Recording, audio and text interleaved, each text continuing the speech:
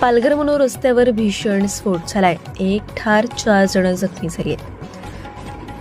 पालघर मनोर रस्त्यावरील जेपी उद्योग नगरातील लिंबानी सॉल्ट इंडस्ट्री या रासायनिक कंपनीत गुरुवारी दुपारी 4च्या सुमारास मोठा स्फोट झाला. या स्फोटात एकाचा मृत्यू झाला असून 4 कामगार जखमी झाले. जखमींवर पालघरमधील रुग्णालयात उपचार सुरू आहेत. मिळालेल्या माहितीनुसार पावडरवर रासायनिक प्रक्रिया सुरू असताना अचानक झालेल्या स्फोटामुळे बॉयलर जवळ काम करणारे 5 कामगार जखमी झाले.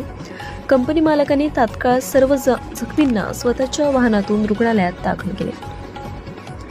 ढवे रुग्णालयात दाखल तिघांपैकी दीपक अंधेर 35 राहणार मोराळी याचा उपचारादरम्यान मृत्यू झाला, तर सुरेश कोम वय 55 शेलवली नवापाडा आणि दिनेश गडक वय 50 अंबाडी यांच्यावर उपचार सुरू आहेत.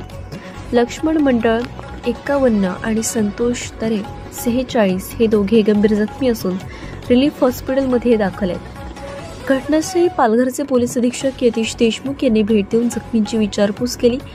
त्यांनी सांगितले की या घटनेचा तपास पालघर पोलीस दल करत आहेत. या परिसरात वारंवार होणारे अपघात, वाढतं प्रदूषण आणि वायू गळतीमुळे कामगारांच्या सुरक्षिततेचा प्रश्न ऐरणीवर आलाय.